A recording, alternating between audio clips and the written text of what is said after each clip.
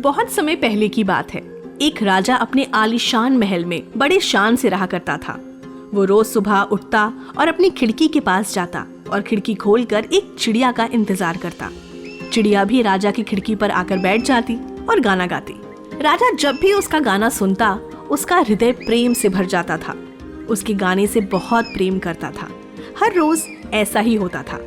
एक दिन एक व्यापारी आता है और राजा के लिए एक चिड़िया उपहार में देता है, लेकिन लोहे की चिड़िया, और कहता है, महाराज की जय हो। ये लोहे की चिड़िया कोई मामूली चिड़िया नहीं है। ये गाना गाने वाली चिड़िया है। बस इसकी चाबी घुमाई और गाना शुरू। और महाराज, सबसे खास बात ये है कि इसके लिए आपको इंतजार करने की भी जरूरत नहीं है। ये हर वक्त आपके पास है। ये हर वक्त आपके लिए गाना गा सकती है। अच्छा, ये लोहे की चिड़िया गाना भी गाती है, बिल्कुल असली चिड़िया की तरह। जी महाराज, आप खुद ही देख लें।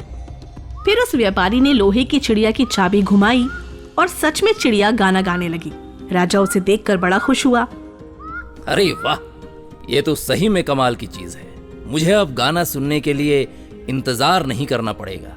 मैं जहां भी रहूंगा वहीं गाना सुन सकता हूँ। मेरी तो सारी समस्या ही सुलझ गई। राजा ने उस चिड़िया को अपने पास रख लिया और अब सुबह असली चिड़िया के लिए खिड़की खोलना और उसका इंतजार करना छोड़ दिया। उसे जब भी गाना सुनने की इच्छा होती, वो लोहे की चिड़िया में चाबी देते और वो चिड़िया गाना गाने लगती। फिर धीरे धीरे असली चिड़िया ने भी आना छोड़ दिया। समय गुजरता गया। एक दिन वो लोहे की चिड़िया गिरकर टूट गई। चिड़िया का गाना बंद हो गया। राजा बहुत परेशान हो गया। राजा ने तुरंत बैठक बुलाई।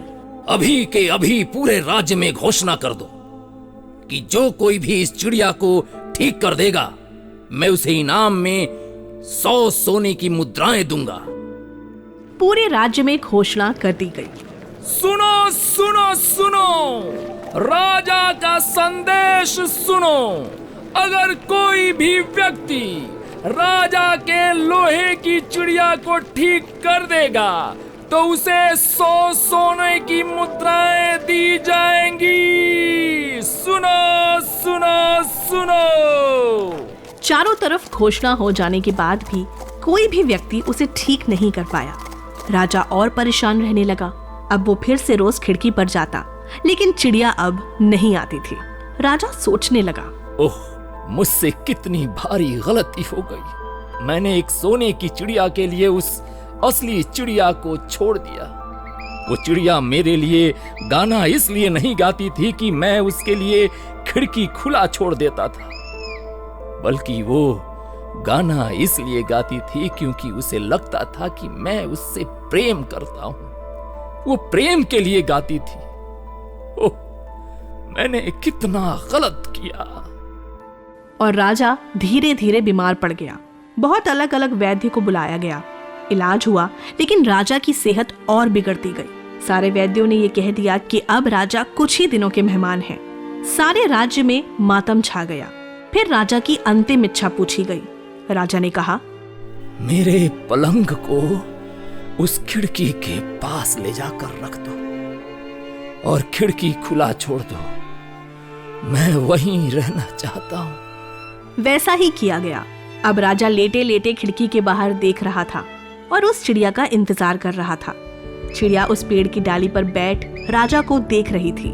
वो चिड़िया धीरे धीरे उड़ती हुई खिड़की पर आकर बैठ गई और गाना गाने लगी। चिड़िया का गाना सुनकर राजा का हृदय प्रेम से भरने लगा और धीरे धीरे वो ठीक होने लगा। राजा ने उस लोहे की चिड़िया को मंगवाया और उसे खिड़की से बाहर फेंक दिया। अब राजा हर रोज खिड़की के पास आता और उस चिड़िया का इंतजार करता, और वो चिड़िया भी हर रोज खिड़की पर आती और गाना सुनाती।